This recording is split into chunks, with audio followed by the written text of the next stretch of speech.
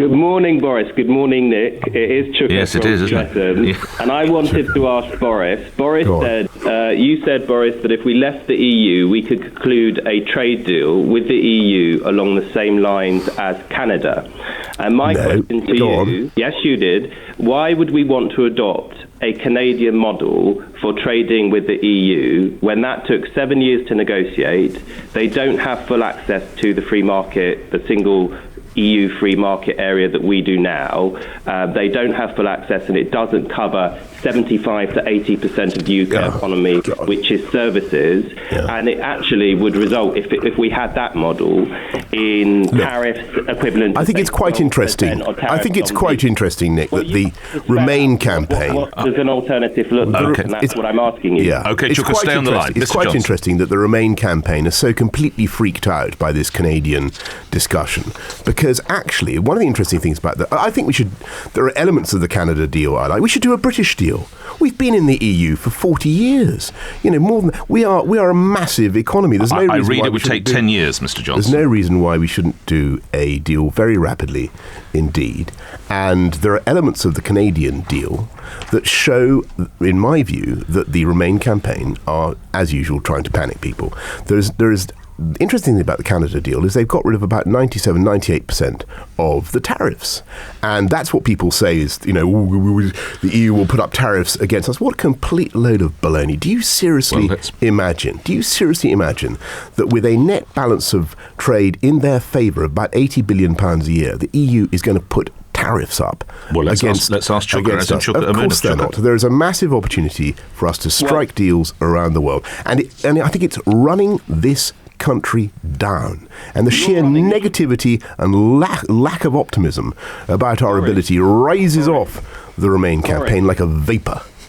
Boris, if anybody is talking down our country and has been doing so for some time now, it is you. Rubbish. You denigrate our influence in the EU, and you say everybody has been talking about Canada. You are the one who put forward Canada as the model for us to follow. And let me tell you something. I'm a Londoner. You're our mayor. And I look at those who are campaigning for us to come out. Take Michael Gove. I disagree with Michael on a huge amount, but he is a man of conviction, and clearly, if you'd actually made the decision based on conviction, you brought a circus to your house to make the announcement of what you were going to do on this, instead of campaigning with Michael, Ian Duncan-Smith, and the others. And what you need to understand, this isn't about you. This is about our city. Yes, and about Chuka, nor is it about you. Nor is it about you, quite frankly. This is about the prospects of the British people and about their democracy.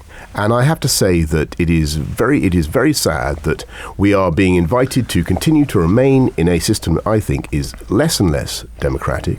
We have a huge opportunity now to strike out for freedom, and all you hear from the Remain campaign is gloom and negativity about our chances. I think when you look at the European Union, the colossal erosion of democratic control that's taking place.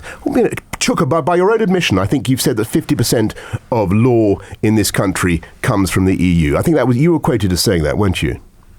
No, you've got that wrong. No, you were quoted as... I was not quoted as saying that. The House of Commons Library says that around 13% of our laws come from the EU. No, you said 50%. You said 50%. Chuka, you now don't weasel around. You said 50%, didn't you? Last Parliament, just 4 of them. Come on, Chuka. Come on, man up. You said it.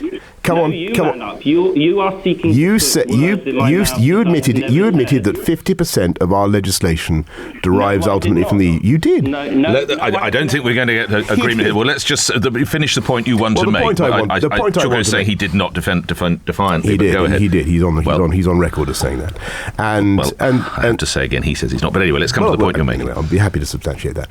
The truth is that there is less and less democratic control of what's happening in Brussels. And I think it's very interesting when Chuka talks about our influence in the EU, it's important to bear in mind that actually we have now only about 4% of the officials in the Commission who are responsible for all the trade deals that we do are from this country.